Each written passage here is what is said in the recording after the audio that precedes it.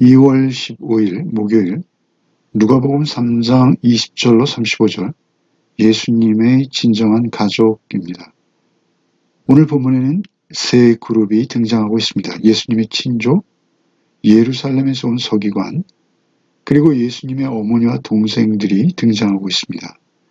이들의 오해, 그리고 심지어는 예수님을 거짓으로 매도해서 귀신에 속한 자로 몰아가는 자들, 그 속에서 예수께서는 홀로 고독해 보이십니다.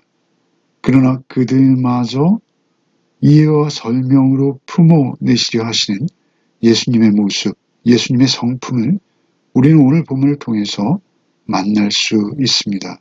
왜 그들이 예수님을 오해했고, 그리고 그들에 대해서 예수께서 어떻게 대응하시는지를 각각 살펴보겠습니다. 먼저 20절부터 읽겠습니다. 집에 들어가시니 무리가 다시 모임으로 식사할 겨를도 없는지라. 예수의 친족들이 듣고 그를 붙들러 나오니 이는 그가 미쳤다 하밀러라.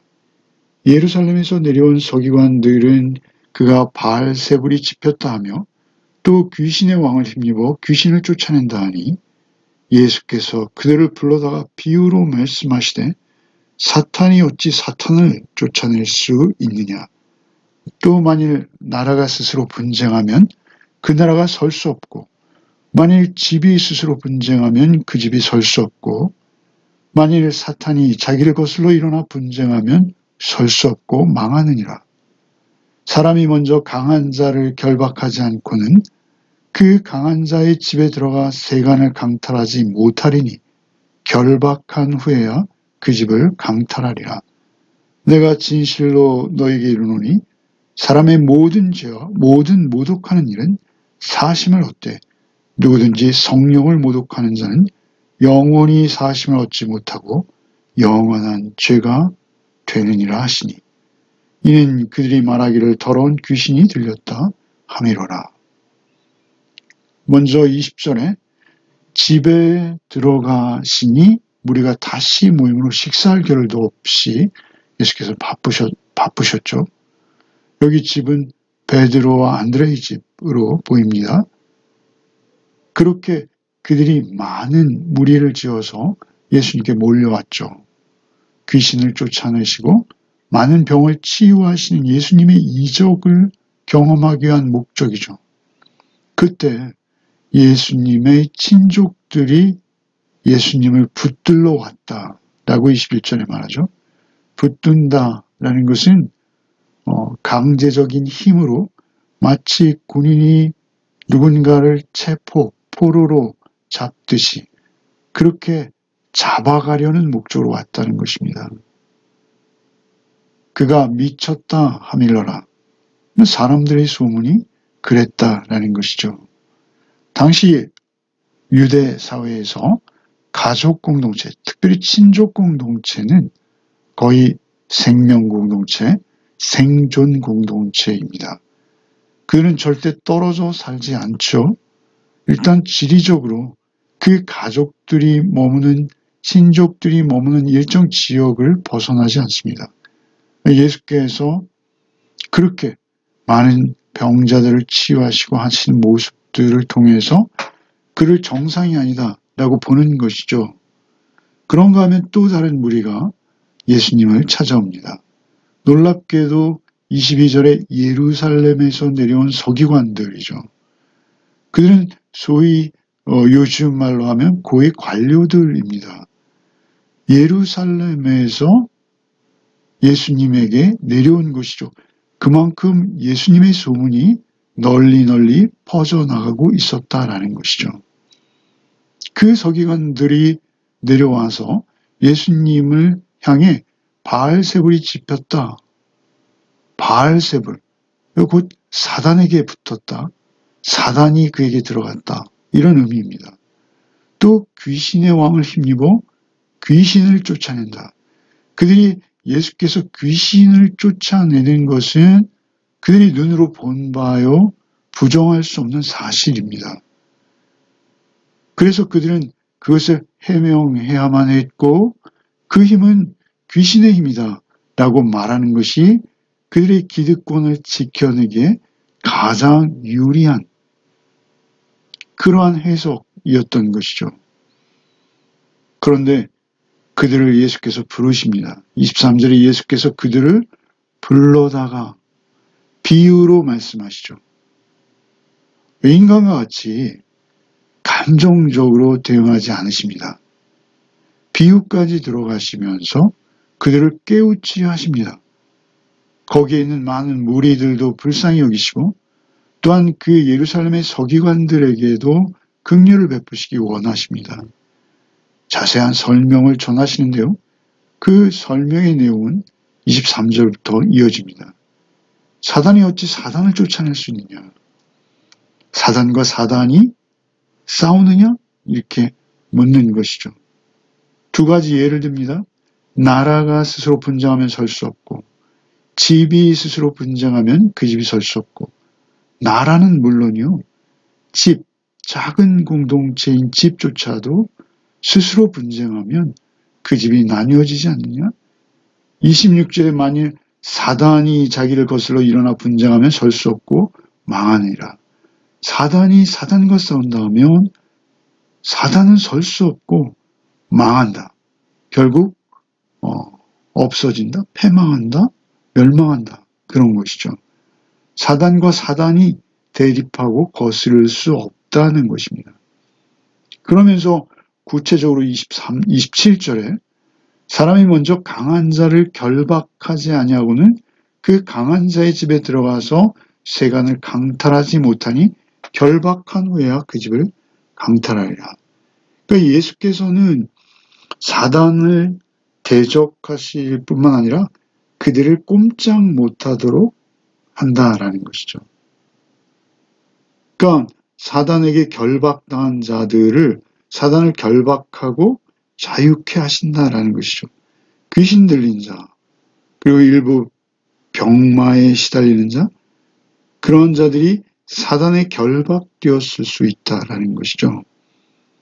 그래서 그들을 오히려 사단을 결박하고 무력하게 하고 그리고 그들을 자유케 하는 것이다 라고 설명하시는 것이죠. 사실 이 결박이라는 단어에 우린 너무 집중할 필요는 없습니다. 사실 결박하는 것이 아니라 하나님께서는 그 사단을 완전히 쫓아내시는 것이죠. 말씀으로 그들을 추방하십니다. 쫓아내십니다. 28절에 내가 진실로 너에게 이르노니 사람의 모든 죄와 모든 모독하는 일은 사심을 얻되 누구든지 성령을 모독하는 자는 사심을 얻지 못한다. 영원한 죄가 될 수 있다. 죄가 된다. 그렇게 강조하시죠. 예수께서 사실 모든 죄를 사실 수 있으십니다. 그러나 성령님을 알면서도 예수님의 기사와 이적을 듣고 보았으면서도 오히려 부정할 뿐 아니라 귀신의 힘이라며 고의로 거꾸로 예수님을 정죄하는 자들, 그들에 대해서 예수님께서는 그들은 회개할 기회를 얻을 수 없는 경우가 너무 많은 것이죠. 돌이킬 수 없다라는 것입니다. 회개할 기회를 얻지 못하는 이유는 그들이 알면서도 고의로 거꾸로 예수님을 저주하고 있기 때문에 그렇습니다. 그 모습은 끝까지 완악한 모습으로 끝날 수밖에 없다는 것이죠. 그들의 목적은 진실이 아니라 자신의 기득권을 지키려고 예수를 부정하는 것이죠. 저주하는 것이죠. 그래서 그들은 스스로 회개할 기회를 차단한 자들이 아닌가라는 것입니다. 그리고 이제 이어지는 31절부터 읽겠습니다. 그때 예수의 어머니와 동생들이 와서 밖에 서서 사람을 보내어 예수를 부리니 무리가 예수를 둘러앉았다가 여짜오되 보소서 당신의 어머니와 동생들과 누이들이 밖에서 찾나이다. 대답하시되 누가 내 어머니이며 동생들이냐 하시고 둘러앉은 자들을 보시며 이르시되 내 어머니와 내 동생들을 보라. 누구든지 하나님의 뜻대로 행하는 자가 내 형제요 자매요 어머니이니라. 그때 이제 앞서 친족들이 왔습니다만 이제는 마리아와 그 동생들이 밖에 와 서 있는 것이죠. 그리고 사람을 보내어 예수님을 나오라 부르고 있는 것이죠. 그때 예수께서는 둘러앉아 있는 무리들을 보고 누가 내 어머니며 동생들이냐 이렇게 반문하십니다. 33절에 누가 내 어머니며 동생들이냐 하시고 둘러앉은 자들을 보시며 그들을 아마 하나하나 차근차근 그렇게 둘러보셨던 것 같아요. 이렇게 강조하시는 것이죠. 둘러앉은 자들을 보시며 동시에 말씀하시죠.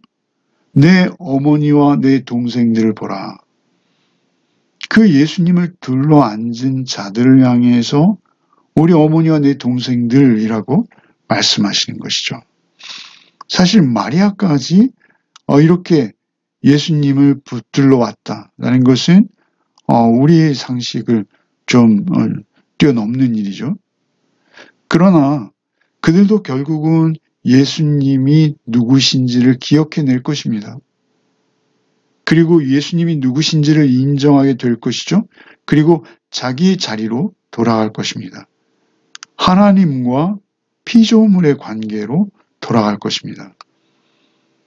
예수께서는 그들을 만나러 나가지 않으십니다. 그리고 또 다른 중대한 교훈을 그들에게 깨우쳐 주시기 원하시는 것이죠. 이것은 굉장히 중요한 깨우침이죠.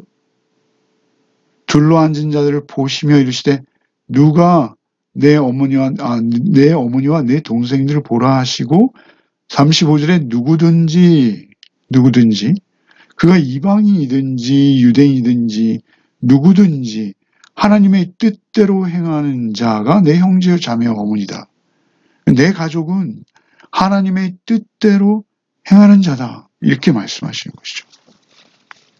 사람들은 또 우리는 대부분 우리에게 허락된 시간들을 우리 뜻을 행하는데 다 써버립니다.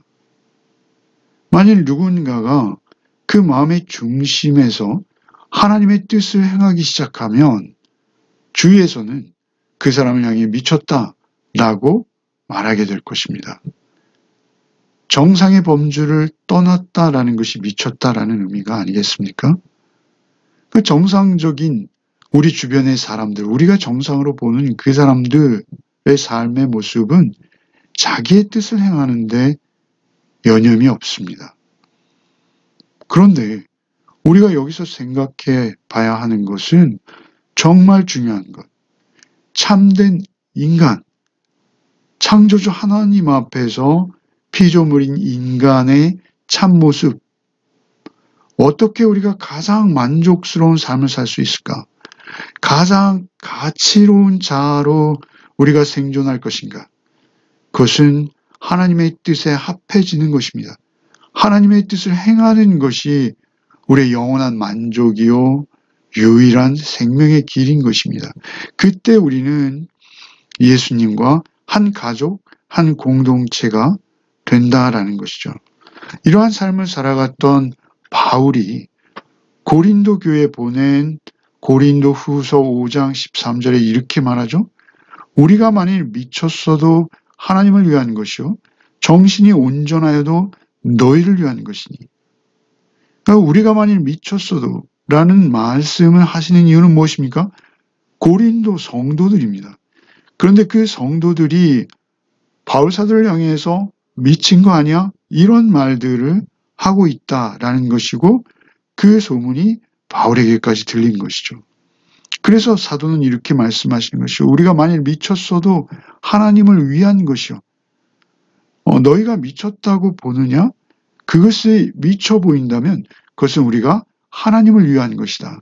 그러니 곧 오늘 본문과 이어보면 하나님의 뜻을 행하는 것이다. 우리의 뜻이나 우리의 생각을 행하는 것이 아니라 우리의 삶의 모습과 정황을 잘 살펴보아라.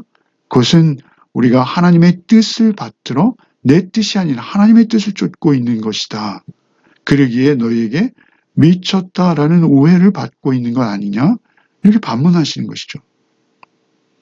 결국 성도들을 위해서 우리가 이러한 고난을 자처하고 있는 것을 이해해달라. 이것은 하나님의 뜻대로 행하는 자의 삶인 것이다 라고 설명하는 것이죠. 때로는 미친 사람처럼 보일 수 있다라는 것입니다. 내 뜻을 내려놓고 하나님의 뜻을 쫓는 것, 인간의 사고와 생각으로는 미쳐 보인다라는 것이죠. 하나님의 뜻을 따를 때 이러한 주변의 만류, 또 어려움이 있는 것 당연합니다. 그 당연한 것을 인정하고 하나님을 따르는 것이 옳은지 내 뜻을 따르는 것이 옳은지 우리는 성경의 말씀을 근거로 냉철히 따져야 하는 삶인 것입니다. 기도하시겠습니다. 주님 감사합니다. 오늘도 주의 말씀을 묵상하게 하심에 감사합니다. 우리가 늘 하나님의 뜻 안에 있기를 원합니다. 아니 하나님의 뜻대로 우리의 삶을 살 수 있기를 원합니다. 때로는 내가 손해보고 때로는 내가 미쳐도 세상의 생각과 판단으로는 도저히 이해할 수 없는 일일지라도 하나님의 뜻이 옳다면 하나님의 뜻이 그쪽을 가리키고 있다면 기꺼이 순종하는 그러한 우리의 삶이 되게 하여 주시옵소서. 오직 성령께서 우리를 인도하사 성령님의 뜻을 쫓아 오늘 하루도 우리가 결정하고 행동하고 판단하고 말할 수 있도록 주여 우리와 함께하여 주옵소서. 예수 그리스도 이름 받들어 기도하옵나이다. 아멘.